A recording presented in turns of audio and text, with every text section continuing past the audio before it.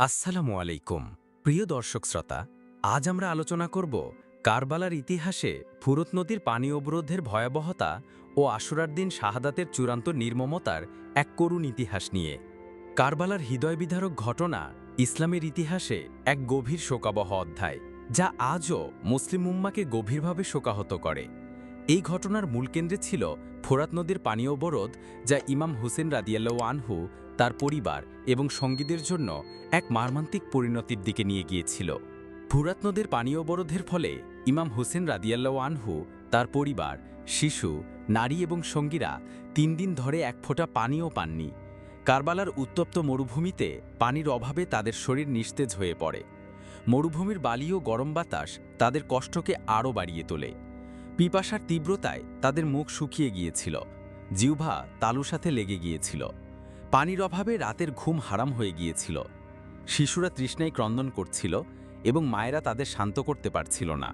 এই কঠিন পরিস্থিতিতেও ইমাম হোসেন রাদিয়াল্লাহু আনহু এবং তার সঙ্গীরা নিয়মিত নামাজ আদায় করেছেন এবং আল্লাহর উপর তাদের বিশ্বাস অটুট রেখেছেন। পানির অভাবে সবচেয়ে বেশি কষ্ট পাচ্ছিল ছোট শিশুরা। ইমাম হুসেন রাদিয়াল্লাহু আনহু এর ৬ মাস বয়সী শিশুপুত্র আলী আসগর পানির তৃষ্ণায় ছটফট করছিল। তার ছোট দেহটি উত্তাপে শুষ্ক হয়ে গিয়েছিল এবং সে ক্রন্দন করছিল। তার গলা শুকিয়ে কাছের মতো হয়ে গিয়েছিল। এই দৃশ্য ইমাম হুসেন রাদিয়াল্লাহু আনহু এবং কাফেলার অন্যান্য সদস্যদের জন্য ছিল সবচেয়ে বেদনাদায়ক। ইতিহাসে জানা যায়, যখন ইমাম তার শিশুপুত্রকে কোলে নিয়ে ইয়াজিদের সৈন্যদের কাছে গিয়ে এক ফোঁটা পানি চেয়েছিলেন, তখন হারমালা ইবনে কাহিল নামক এক বর্বর তীরন্দাজ শিশুটিকে তীর দিয়ে হত্যা করে। শিশুটির গলা এফর-ওপর হয়ে যায় এবং সে ইমাম হুসেনের কোলে শাহাদত বরণ করে। এ দৃশ্য ছিল চরম নির্মমতার চূড়ান্ত উদাহরণ, যা আজও মানবতাকে লজ্জিত করে। বিবি জয়নব, উম্মে কুলসুম এবং অন্যান্য নারীরাও পানির অভাবে প্রচণ্ড কষ্টে ছিলেন। তাদের অন্তর শিশুদের কষ্ট দেখে বিদীর্ণ হচ্ছিল। তারা অসহায়ভাবে তাদের শিশুদেরকে পিপাসায় ছটফট করতে দেখছিলেন, কিন্তু তাদের জন্য কিছুই করার ছিল না। অনেক নারী নিজের সন্তানদের জন্য নিজের স্তনে এক ফোঁটা দুধও তৈরি করতে পারছিলেন না। বৃদ্ধ সাহাবী ও সঙ্গীরাও পানির অভাবে নিদারুণ যন্ত্রণা ভোগ করছিলেন। উনি কি দুর্বল হয়ে পড়েছিলেন এবং তাদের পক্ষে স্বাভাবিকভাবে চলাফেরাও করা কঠিন হয়ে গিয়েছিল। অসুস্থ ব্যক্তিরা আরও বেশি যন্ত্রণার সম্মুখীন হয়েছিলেন। ইমাম হুসেনের ভাই হজরত আব্বাস ইবনে আলী রাদিয়াল্লাহু আনহু ছিলেন একজন অত্যন্ত সাহসী এবং শক্তিশালী যোদ্ধা। ৯ মহরম রাতে, কেউ কেউ বলেন আশুরার দিনও, যখন পানির অভাবে কাফেলা চরম কষ্টে ছিল, তখন ইমাম হুসেন রাদিয়াল্লাহু আনহু এর অনুমতি নিয়ে পানির সন্ধানে ফুরাত নদীর দিকে যান। তার উদ্দেশ্য ছিল শিশুদের জন্য পানি নিয়ে আসা। তিনি শত্রুদের বিশাল ব্যূহ ভেদ করে ফুরাত নদীর কাছে পৌঁছান এবং পাত্রে পানি ভরেন। কিন্তু যখন তিনি পানি পান করতে যাচ্ছিলেন, তখন তার মনে পড়ল যে ইমাম হুসেন রাদিয়াল্লাহু আনহু এবং শিশুরা পিপাসায় কাতর। এই কথা মনে পড়তেই তিনি পানি না পান করে ফিরে আসতে লাগলেন। পথে শত্রুরা তাকে ঘিরে ফেলে এবং তার 2 হাত কেটে ফেলে। তিনি তবুও পানি নিয়ে তাঁবুর দিকে এগুতে থাকেন। শেষ পর্যন্ত তাকে তীর এবং তলোয়ারের আঘাতে নির্মমভাবে শহীদ করা হয়। ফুরাত নদীর পাশেই তার পবিত্র দেহ পড়ে থাকে। হযরত আব্বাস রাদিয়াল্লাহু আনহু এর এই আত্মত্যাগ মুসলিম ইতিহাসে এক অবিস্মরণীয় ঘটনা, যা আনুগত্য, সাহস এবং আত্মত্যাগের প্রতীক। তার শাহাদাতের পর ইমাম হুসেন রাদিয়াল্লাহু আনহু আরও বেশি একা হয়ে পড়েন।